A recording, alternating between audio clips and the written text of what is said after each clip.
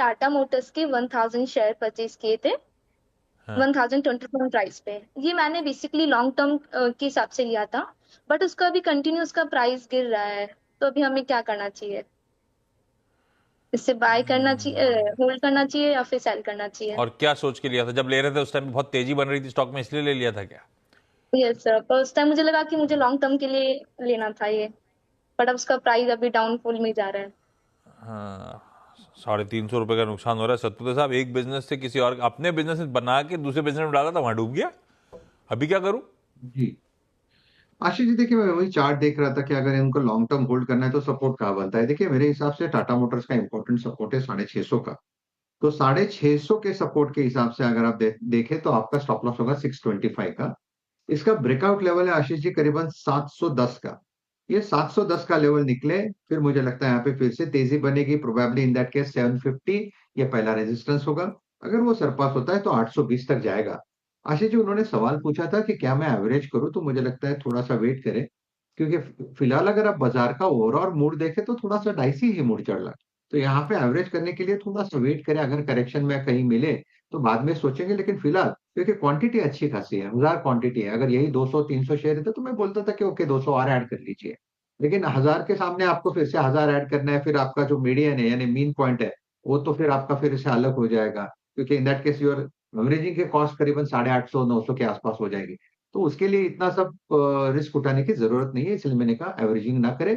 फिलहाल आप stop loss रखें 625 का एंड होल्ड रखें। और ठीक है। आवा, आपका बिजनेस कैसा कर रहा है? बढ़िया कर रहा है?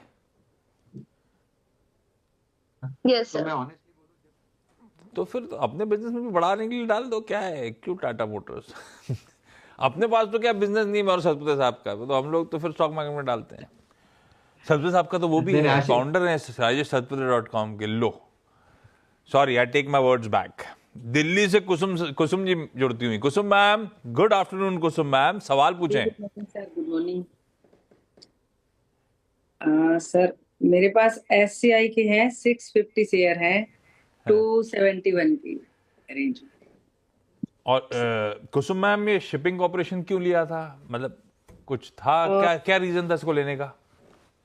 सर, जिस टाइम में लिया था बड़ा अच्छा, मतलब उसका मैं न्यूज सुन रही थी, न्यूज में बहुत अच्छा बताया जा रहा था, तो हाँ, मैं कहा चलो ले लेते हो हैं। सकता है मेरे को खबरें ज्यादा अच्छी भी टाइम आई उस नहीं। टाइम पे। हाँ, हाँ जी, हाँ जी, पर तो दो फंस ही गया साल मामला तो मैं। पर।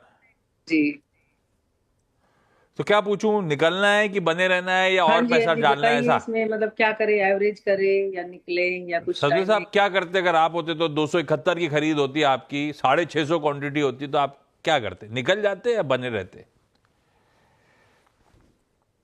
जी जी, देखिए 271 चल रहा है यहाँ। एंट्री है 220 की, उनकी खरीदी है। आई थिंक थोड़ा सा वेट करें जब तक ये 200 220 का। इस समय चल देखिए रहा है, थोड़ा 271 एंट्री थी। हाँ, तो इसीलिए तो आशीष जी लॉस बुक करने की जरूरत है क्या, तो मुझे लगता है नहीं, लॉस मत बुक करें, क्योंकि इसका मंथली चार्ट अच्छा है। मंथली चार्ट ये सजेस्ट कर रहा है कि ये 200 के ऊपर आया तो 200 इसके लिए एक प्राइम इंपॉर्टेंट सपोर्ट रहेगा। जब भी गिरेगा तो 200 के आसपास संभलेगा।